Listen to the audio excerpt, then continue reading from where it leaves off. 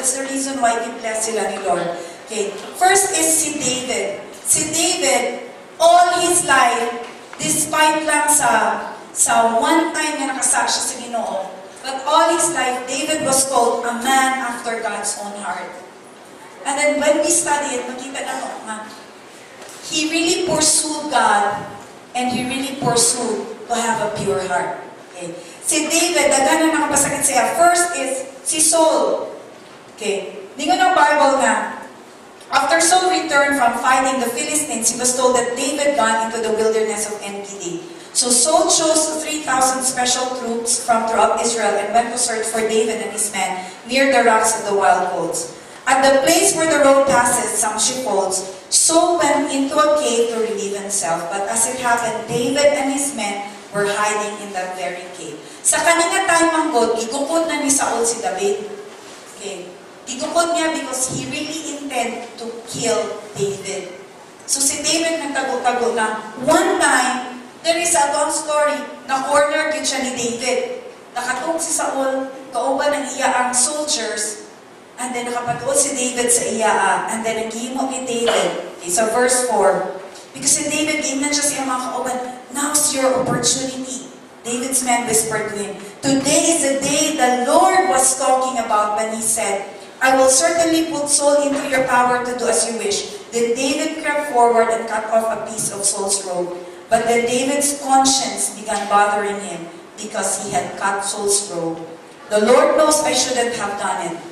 He said to his men, it is a serious thing to attack the Lord's anointed one, for the Lord himself has chosen him. So David sharply rebuked his men and did not let them kill Saul.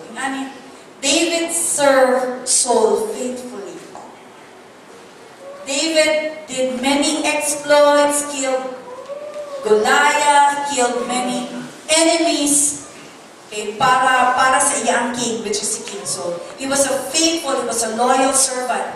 Pero ang bawas ni Saul sa iya is, si Saul na envy, he did not keep a pure heart, nasuya siya, and because he did not keep a pure heart, he intended to kill David. And so, one time, na-corner si David, so di ko ng mga taon ni David, mauna na ni David, defend na ka ni Lord. Sumuon na ni time, pwede ni mo patay si Saul. So, ang himo ni David is, ikat niya ang sitsit sa sanina ni Saul. Pag nga ng Bible, David, sa panahon ng himo ko niya, he was bothered. His conscience began bothering him. In other words, di makaya sumutsit siya. There was a burden sa iyo kung ganyan ang himo. Ang pangutana, how do we react when people betray us? How do we react when people do bad things to us? The truth is, people can hurt us. Miski unsaon pa na to, people can hurt us because dili pa perfect na ang sa process. Even atong kauban ng mga Christians, they can hurt us. But how do we react? How do we react sa panahon nga manimaus ta pinaagi sa pag-gossip sa taong nakakasakit sa buwan? Will our conscience also bother us? Si David, he kept a pure heart. He said, no, I will not sin to the Lord. Na, by kuan ka na napatsyo na ko si Saul. And then, another pag-event is si Shimei. Hindi ko nang bayad nga. Si Shimei, because si David sa panahon nga, kanang si Jonathan mo take over, ni kalagyo si David. And then on the way siya pagkalagyo, hindi ng Bible nga, si Shimei is i-curse siya. I-curse siya. Okay. Sa ato ang devotion na nabasa na ito, mag-itunglo siya kay muna, kay i-defend, i-allow niya siya sa Ginoo because you're a murderer. Hindi na ni Shimei si David. And then all throughout na nag-journey si David, gitunglo siya ni Shimei. And then ito na ganyan, isa sa soldier ni David na, atso din ako, ba't yun si David? Ayaw! Yun siya nga, ug ang akong anak manggani, nag-desire sa akong kinabuhi, how much more kani si Shimei? Yun si David, perhaps, makita sa Ginoo nga, nindot kayo ni pagkaswerte ni David, yun si David, perhaps the Lord will see that I am being wrong and will bless me because of these curses. What will we do when people begin to curse us? Pag ingnon ka nga, magbutis lagi ka, ikaw, yagon yun ka kaayon, ikaw ka mapanalangin. When people begin to curse us, how do we respond? Si David, kung siya sige, pasagdain lang, I will not fight. Perhaps makita sa Ginoo, I will choose to keep a pure heart, dili ko manimaos. The truth is, ultimately, namatay man dyan si Saul. Ultimately, namatay man dyan si Shimei. Pero it was never in the hands of David. So ultimately, the Lord would judge man yun sa mga person nga nakapasakit sa atua. Pero it should not be nga, tungod kay desire yun ta, Lord, i-defend yun ko, makita yun nila nga, I am a Christian, that I am yours, I am in the right. So Lord, you should defend me. Si David, he kept his heart pure by refusing to take an offense. Grabe ka-importante na siya ang offense, bitaw nga, kinanglanon nato ma-forgive, ma-let go. Because offenses, grabe siya, makapa-impure sa ato ang kasing-kasing. David, ang iyang kingdom was established by the Lord because he was determined to keep his heart pure. That even in tough times, in times where people begin to curse him, he chose to forgive. He chose to release forgiveness. Ngayon ganun si David, powerful people, Psalms 119:161, powerful people harass me without cause, but my heart trembles only at your word. Siya, dili ko ma-move, ani. Dili ko ma-move sa mga ginapang storya sa tao. Ang imuan lang pulong, ang ako ang gunitan. It's so important to keep a pure heart. David was so blessed by the Lord because he kept his heart pure. If we want to be blessed, we need to learn to keep our hearts pure. We need to learn to forgive those people na nakapasakit sa atin. And then, another example is si Jesus, the greatest example of forgiveness. Tingnan ng Bible sa Matthew 18:28, si Peter came to Jesus and asked, Lord, how often should I forgive someone who sins against me? 7 times? No, Jesus replied, 70 times 7. Wala na lang nagpasabot nga mag-ihap ka sa times 7, 400, wala na, 3. It's a bright sa maat. Wala bitaw pa. 490? So, mga ka nga, ikaw 489! Isa na lang! Tingnan ka mapasando! Ika na! That's not what Jesus meant.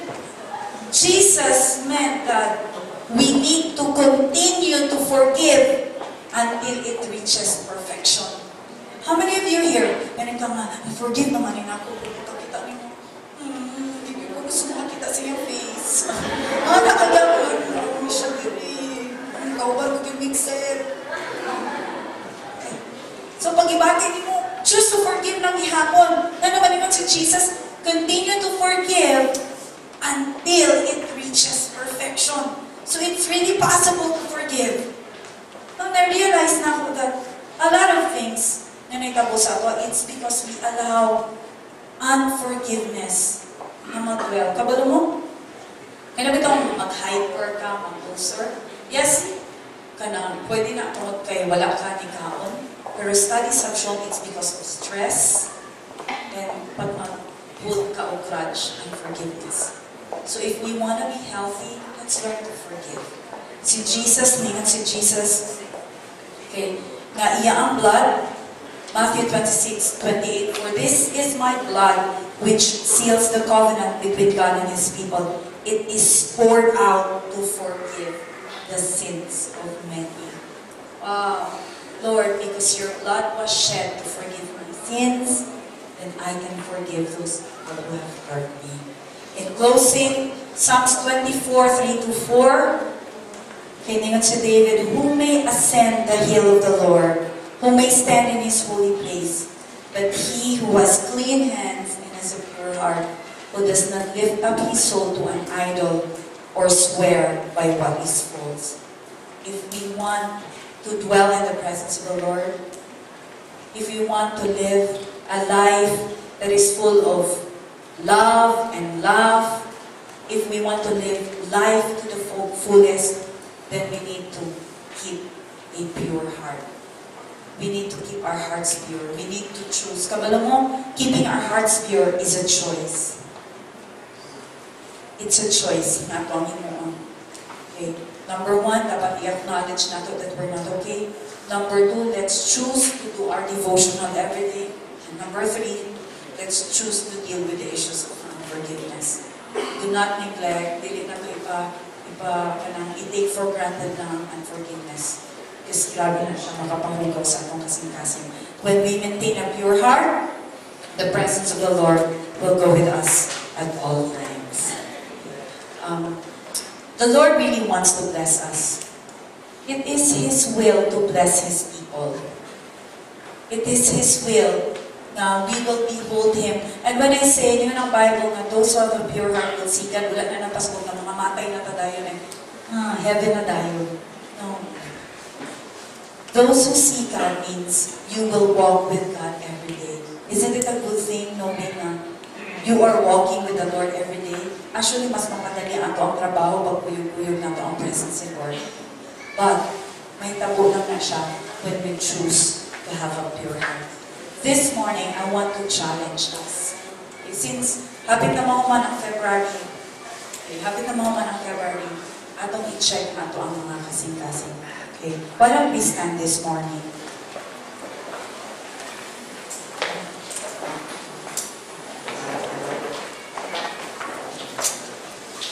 I want us to just come to the Lord, okay, and acknowledge that we need Him. Ikabalong man ta, diba, issues of our hearts, mga atong ginapanghinmo, those things are just effects on sa inaasa atong kasing-kasing. Let's just come to the Lord this morning, acknowledge that we need Him. Let's humble ourselves before God.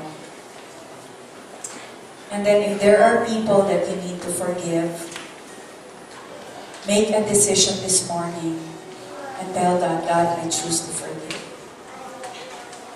May mga tao, Lord, na nalain ko, I choose to forgive them, Lord. Could be ang imong boss, imong igsuon, imong leader, or ikaw mismo, wala ka nakapasaylo sa imong pagalingon because you failed God at one point. I want us to just draw close to the Lord.